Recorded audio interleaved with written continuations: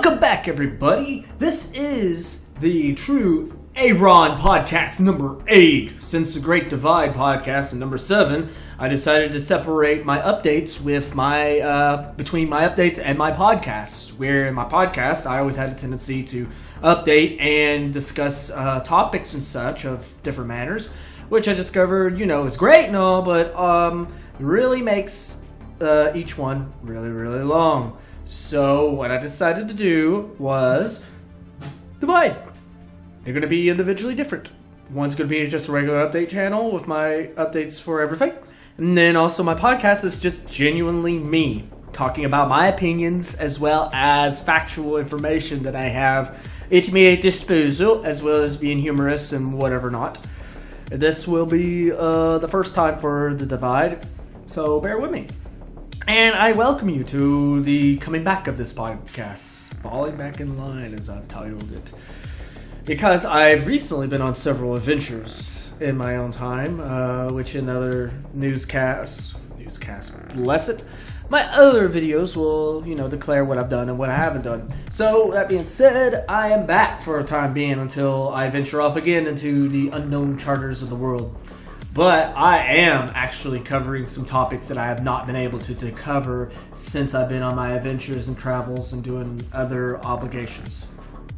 Speaking of which, currently while I was in Philadelphia, I just barely missed the DNC convention. Obviously, the Democratic National Convention or Committee event. Which I am sorely sad I did miss, but at the same time, I felt like I would be very venomous to the whole thing, because I know from personal experiences and whatever not has been going about, a lot of Bernie fans have been, or supporters have been disenfranchised, disillusioned, and have really been displaced since his supporting of Hillary Clinton in her nomination as the representative of the Democrat Party, which, truthfully told, it kind of sucks because I was and am still a Bernie supporter. Even though he did, he did what he did. I mean, I support why he did it. I personally understand why he did it. And I can understand why other people are vexed and also dissatisfied and hurt and feeling betrayed. Because I don't necessarily feel betrayed because I knew what was going to happen.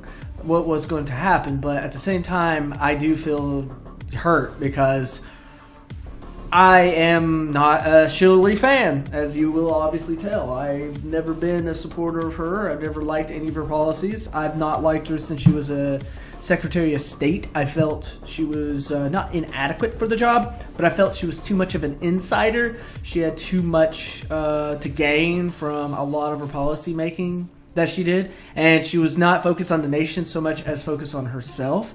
And you can tell a lot by her actions. She's just that kind of personality and mentality. She fits perfectly well on our current system of government and our current organization and how everything's been transpiring. Which is to say, nobody likes it. Nobody feels comfortable with our government. We feel it's corrupted. We feel its power plays in a sense of corporate gains and big moneyed interests. True, it has, and it is. It feels like that. Really hardcore. So with that being said, that's not the government we want, and she's not the politician we really want. But truth be told, she is the politician we deserve in this current situation, because it is all led up to this. If more people had felt as strongly, Bernie Sanders had about 12 million supporters, and she had around 13 million, so that's around 25 to around 27 million people in a nation that's over 350 million people. I mean, for voter turnouts, that's the largest we've had yet. But I mean, in a serious note, that's beyond ridiculous. So unless you voted, as they always say, you don't deserve to say anything because you didn't vote at all. I mean, yeah, even if you're not getting a choice, even you had a chance to do anything. I mean, the decision, regardless if it's the best decision or the worst decision, it has to be made nonetheless. So, I mean, it's ridiculous to be vexed over the situation if you've not contributed in changing it in any form or fashion, or, any of that. It's just craziness. I mean, I voted. So, my candidate lost. I mean, I'd prefer he didn't, obviously, because who would? Who would want their candidate to lose? But he lost. And respectively, he pushed the gains that he was after, ultimately, in his campaign. And he's made Hillary more progressive in what she's going to accept. True, she may not completely do any of it. She could just completely go backwater and go against it. And then all the progressive gains we have thought we have made are lost. But you gotta take the risk. I mean, that's the whole point of it. I mean, Bernie did what he could. He fought to the bitter end, and he still is fighting. I mean, he inevitably said in the very early stages of his candidacy that if he lost, he would support the nominee, the one who won. And people that are hardcore Bernie fans are not hardcore Bernie fans because they don't realize what, they don't think about that. They don't even any of that. They don't support him and the revolution that we had all surrounded him into. We did surround him into. The one he aspired to lead. And now he stepped down from it because it is our time to take initiatives, our time to, rise to the occasion and do what is necessarily needed to change the world we want changed. Congress currently is at an 80% of seats going to be reelected. This is our moment, like he said before. One man can't make a difference. All of us have to do it. So this is our moment to get up off our tails, quit crying on the internet, and go out there and either contribute, either participate, or either, do something besides whimper and whine and cower behind a screen complaining about the situation we're in. We have to take action for ourselves. We have to take action for our future. We have to take action nonetheless of any sort. If we don't like what's going on, the only person that can change it is us. It's always been that way, and it's always going to be that way. So we have to get up, put on some big boy pants, big girl panties, and do what is necessarily needed to do. We have to. There's no one else who's going to. It has been proven time after time again, but we have to do it ourselves. That being said, I progress in the same concept of politics to the whole concept of the Hillary versus Trump thing. Yes, it is entirely the lesser of two evil votings. You're voting for one or the other. Yes, Hillary is crooked. Yes, Hillary is part of the franchise. Yes, Hillary is everything we don't want. But when you look at Trump, he is everything we don't want. He has literally spread fear. He has culminated and gathered fearmongers and spread such hate, such anger, such bigotry, such arrogance, such nastiness that it is really hard to rationalize why anybody would consider him as an option still. Yeah, with Hillary, you know what you're getting, no matter what you do. She sucks hard. She's absolutely, positively the worst politician we could ever aspire to have. Exactly. She is the epicenter of what we despise in our current government. I will not disagree with that in any fathomable way. Trump is the epicenter of the system we hate. He is the epicenter. He is the culminator of everything that is not American. He is truly the despiser, the destroyer of anything that we hold dear, in the sense of any form of liberal ideas, any form of freedom, any form of anything. He is exactly the person that will trade freedom. He will encourage us to trade our freedoms for security, which and thus we deserve none, in a paraphrased form of what Benjamin Franklin once said. He is the culmination of what we don't want to aspire. Look, in a pattern that we've currently been in, it sucks. But with Hillary, you know what you're getting. You know the pile of crap that you're getting with her. It ain't going to be pleasant. It ain't going to be the best. But it is, as they term, a shit sandwich. You got to eat it, no matter what. He, on the other hand, is the unknown. He is the fear. He does not necessarily promulgate anything. True, she has, all of her flaws, the corruption behind the election. Wall Street she's in Wall Street's pocket. She has, emails leaked out. All this sorts of stuff. Yes, that is horrible. National secrets potentially leaked out in their emails. All of that. It is horrible. I agree. But the man, Trump, the man himself has spoken of rapists, villains, murderers in the Mexican population that have immigrated because of a lack of a wall. He has suggested putting bans on Muslims, on Islam religion, people, putting them on a list. He has talked about the fear of the world coming against us and attacking us and inverting us. What kind of speaking is that? I mean, for whatever personal character flaws they have, their ideas are what's more important. What is more concerning. We don't know what he'll do, and from the sounds of it, I don't want to know what he's going to do, because from what he's saying, it is scary. It is beyond scary. He is scary. He has done exactly what he's set out to do. Permeate fear amongst the masses of people, or as I've heard before on other YouTube channels and other sites, sheeple. And he's encouraged them to delve into this idea of fear and unknown. Well, I will subscribe to the unknown and the fear of him.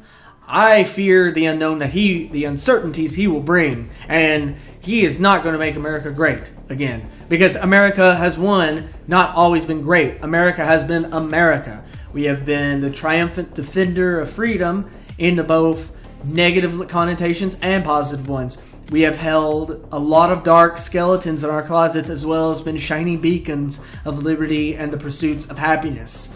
We have both been good and bad. But this is one of those sagas where, okay, we know the bad we choose on one side, and we don't know the fear and bad on the other. We have to accept one or the other, and it is truly better to accept the lesser of two evils in this scenario. Yes, it sucks. Yes, it doesn't make anything better. Yes, it's not fun, but get over it. Seriously, Trump is the quintessential thing we do not want. He is the everything we aspire to stay away and avoid. We have to be stronger than that. We have to defend our ideas of liberty. We have to defend our ideas on equality. We have to defend all that. And yes, there are still problems. There are still things that need to be solved. But regressing is not the step. What gains we have made now do not need to recede and go backwards. We need to pursue on them and work harder on them. That we must not allow Trump to become president. As much as I hate it, and much as I hate even considering supporting Hillary, Trump is the greater of evils. She has nothing good. I will not sit here and defend Hillary. I will probably agree with everything you're saying about Hillary. 9 cents out of 10. Probably agree with it all. But she has that one flaw, that one character, that one pro, and she's not Trump. It's a crappy excuse, crappy whatever, but she isn't Trump. Simple. That's enough for me. That's it. And I said I would support Bernie and whatever decision he made because I supported him as a candidate, as an individual, the ideas he represented, and I believed in him. And I still do. And I still believe in his ideas. And you know what? If he's forced to support Hillary, you know what? I'm forced to support Hillary, and I'll accept that. And I'll do that. People like Sarah Silverman had no idea because I seen her speech about Bernie or bust is ridiculous. She should have never said any of that. She's a fool, honestly, straight up. And for anybody else, she exactly fits the quota for being a sellout. She is a compulsive sellout. If you look at anything, she's just a tart, truthfully. But that being said, you have to support what you believed in. And if you supported Bernie from the get-go all the way to now, then you're just a flimsy half-wit and you're half-hearted with it. And I will be harsh with my words because you got to stand with what you decided in the beginning and you stick with it. He's done it. And yes, he's done something we don't like. But you know what? He fought to the bitter end for us. Can't let him down. And I'm not going to. and I feel the burn regardless. So I'll stick with him to the bitter end, and I'll accept my choices, and I'll honorably accept if I'm wrong, then I'm wrong. But at least I can say I was on a side and I picked the one. And hopefully I don't get cut up and ended up or rounded up when Trump becomes president, dictator for life, and uses terrorism as a security mechanism, just as we've seen in other countries, as a mechanism to gain more power, more executive power, and become a new tyrant in the American age of tyranny. So when you're sitting there being short-term, venting about Hillary's this, Hillary's that, well, yeah, she's a corrupt individual, but in 4 years she will leave. If you so deem it, if you want her gone, she will be gone. Trump, he may not be gone in 4 years. Take that to heart and take that in the thought. Just like Obama, just like anybody who says Obama's this, Obama's that. 4 years he had a chance to elect him out. He still won. Okay, he's gone. In this his last term, he's gone forever. Forever gone. Quit your belly aching about the man. Whatever policies he's made, okay, there you go. You had a chance to vote him out. He's gone. Quit belly aching about it. At least we know in 4 years Hillary could be gone. Trump, you don't know, because like with all the other countries, when presidents amass security and fear like he's permeating, they can get executive orders and cause a state of emergency and other terrible, scary events to happen to give them executive powers to allow them to stay in office longer. So before you start talking about, like I said, Hillary being the worst of worst, take that into heart, which I highly doubt any of you who are the Bernie and Bust people or any of these other people who are Steele Stein or Johnson people. Take that in the heart.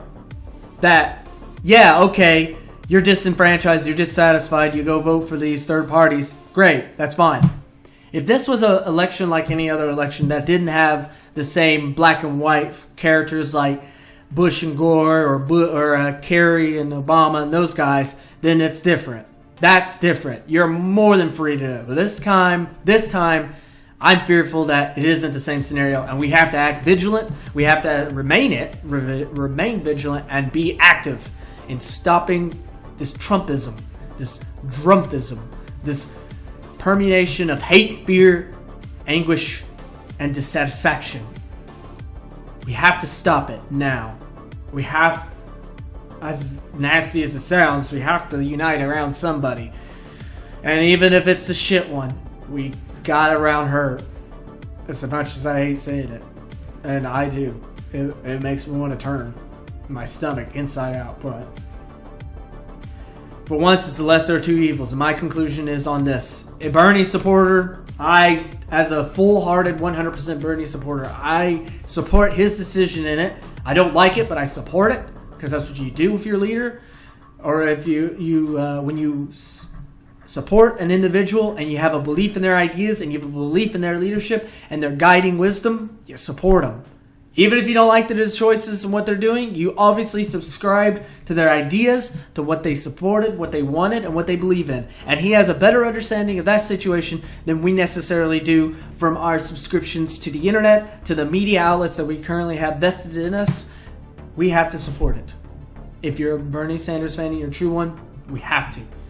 There is a real bigger objective here than just our own dissatisfaction. That's my soapbox for political rants in the domestic field of the United States. Now turning our attention to the international field. These are the last two areas I'm going to be talking about. One's involving the Turkey coup attempt by the military. I've been covering that one or watching it very intently. And also France's emerging terror states. Terror has been ravaging France, it seems, more often than not, or either it's been a predominantly strong media since. And so France has extended their state of emergency from the previous 6 months, Deluxe, to now 3 more months of state of emergency with executive powers being given to the president of France, which I'm going to talk into after my Turkey coup.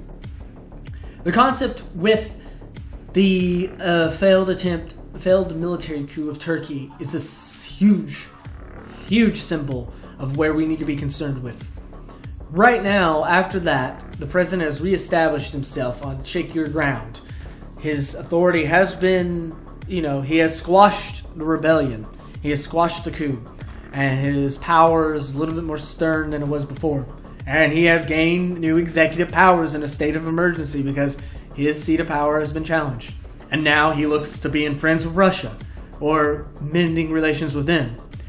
Everything seems to be correlating with Russia, and we need to be concerned with it. When, again, I'm going to relate to a domestic situation.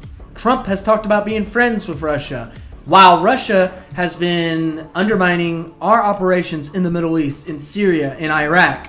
They have been undermining our alliances in Turkey and Saudi Arabia, which, that's your own discretion on how you view either one of those as allies. But nonetheless, they are allies, and you got to take in consideration that he is Putin, and Russia, the nation, is undermining our efforts in this region and causing permeated problems there. And Iran and China and a lot of other issues that relate in our international political scene. Turkey is a more sturdy ally to the United States, and they have been steadfast, even if they've been hesitant to disagreeing with us in several areas. They have been steadfast with us in keeping the geopolitics in the Middle East in somewhat of a stable situation. True, they have to look out for their own needs, so you have to take that in consideration in dealing with the alliance between the United States and them. Just like England has, just like France has. Just because they're an Eastern nation doesn't mean they don't have the same rights and the same concerns and the freedom to be concerned about their own nationality and their own nationhood. We should understand that and respect them as a staunch ally. We need them, especially in that region. It has become a quagmire of hell on earth. And Russia undermining them and undermining our authority outside is a problem. And if it's true that they leaked and cracked in the WikiLeaks presented the DNC emails, which only undermines the domestic affairs, but proves that Russia is a problem. They're a unified nation that must be stopped. And America has to be united against it to stop them. As much as I hate to say it, because I'd love to visit Russia, we must stay strong in this situation. We must focus on it. Not get a strong man. A strong, united body of people is what needs to be there. Putin is a strong man. You don't fight that kind of fire with fire. It doesn't work that way. But Turkey, the regime may suck there, and it does. But compared to what potentially may be a regime, like with the Saddam regime being toppled in Iraq, with what current situation they have now, what is worse? It is a lesser of two evils that you must consider and you must take into consideration, and you have to respectively understand it. And it sucks, but they are culturally different to us. They have different geopolitical situations than us, and they have everything different to us besides the same common alliance and understanding that they want to have some sort of geopolitical pull, and they want trade, and that's what we got to consider. And they allowed to work with us as an alliance, and they've been a NATO ally for as long as possible, or as long as it's been around. We must take that into consideration. Going from there, talking about France and their current extension and continual extension of their state of emergency procedures, it is a terrifying prospect, but consider America is slowly going down that sort of path, because I've seen a lot of videos. True, some are biased, and some may have some sort. All of them are biased, obviously. Every video is. Every material and media you ever see on the internet and anywhere else has a form of bias to them. So you have to look at it objectively and understand them culturally in order to get a better grasp of what is truly going on. But you look at everything in every angle, and you never leave a stone left unturned. You have to do it to remain vigilant and intelligent. But the situation there is relatively scary, and it's a foregoing a view of what America may lead towards and may look like at the end of the day at the current rate that everything's going. We have We have to not let fear grip us in our policies. That emotion, we must remain vigilant. We have to remain strong. France is, I've seen videos where they treat refugees horribly. When you alienate peoples, certain religious groups, it only creates hard feelings and creates pain. The concept of terror works amongst terrorizing a population into fear, ignorance, and anger, and it's successful. Why do you think terror is becoming more widespread? Because it's being successful, and every success breeds more success. You have to stop it. You have to stop it in a way that is not normal. You have to stop it effectively. You have to stop it at its core. And unity is what will stop it. Segregating is not. Separation will not. Fear will not. None of that will work. You have to fight it in a different manner and in a different war. You have to be strong. It's logical to me, but I realize other people don't think like me, and other people don't take in consideration of the world as I have, and I have learned. But it's a simple concept. It is truly a simple one. You cannot let things that you don't understand cloud your judgment and create this sort of fear, this fear of shadows, this creep in the dark. Because the dark is no more scary than the light. The only difference is either one are just as unknown. You cannot predict the light in the daytime as much as you can in the night either. Just because you have visual, you can see in the daytime, doesn't mean you're going to be able to predict what's going to happen next. And at night, yes, you can't see, but that doesn't mean your other abilities don't enhance. Other things don't enhance.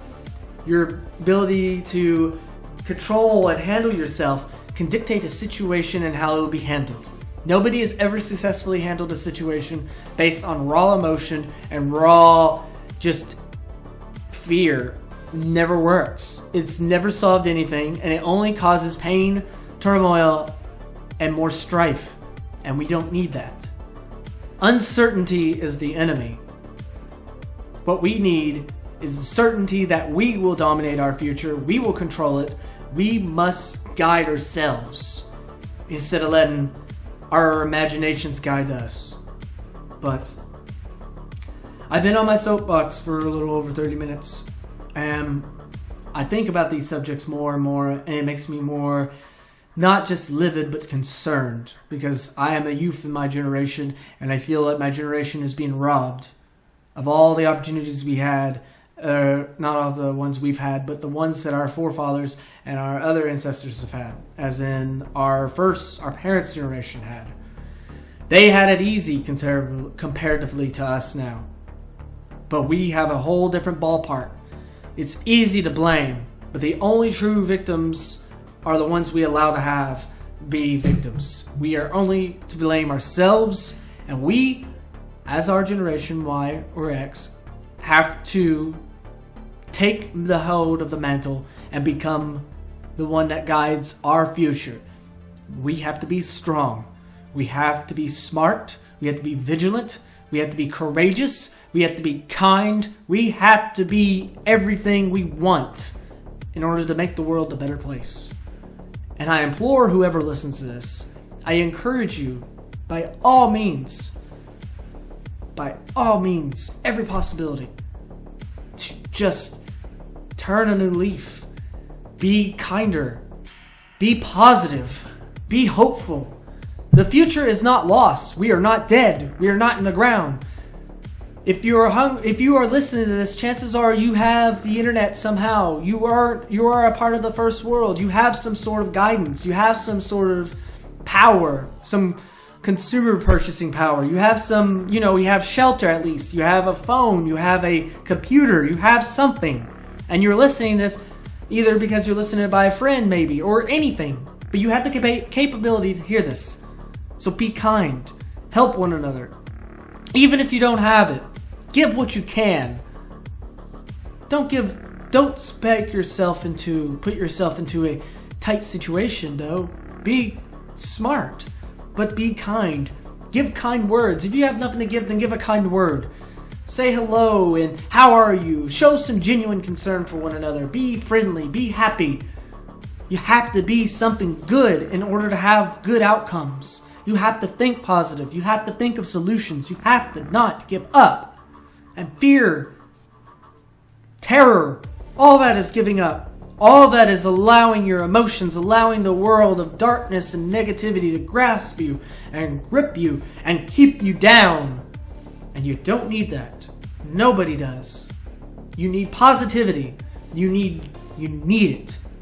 If you cannot find it, you must go amongst yourself and inward and find it in your heart. And you have to create it. If there is none around you, make it. That is the only way. The only way to make the world a better place. And we have to do it ourselves. Because no one else will do it for us. So I beg, plead, and ask genuinely and kindly to take my words not as anything other than as they are. Just as simple, humbled words by an individual who is concerned about our future and is entirely concerned about his future. To take my words as they are and just smile to somebody. Get rid of the frowns. If you're having a bad day, try to smile. See somebody that's frowning, just smile at them. Or say hello and ask them how they're doing and give them a compliment. It doesn't have to be much, but a little bit. You have to start. It doesn't have to be big. Just something. Anything. Anything will make the world a better place. But with that, I'm going to get off my soapbox again as I wanted to earlier. I'm going to ask you guys to do that for me. And I hope you will. And I hope whoever listens to this, I hope they don't come off negative with me. And they don't hold any sort of hostilities. I'm not afraid to take, if you disagree, that's perfect. I accept that. But hostility does not cure anything. Debate me, if you will. Present ideas and facts. Educating, understanding, and being positive can build the world. It will change things. But I ask you this out of a sense of humanity, out of a sense of wanting a better world. So remember, as my favorite words to say, keep it classy, don't be trashy, and be happy, and be kind to one another, because that's what we really need. Take care.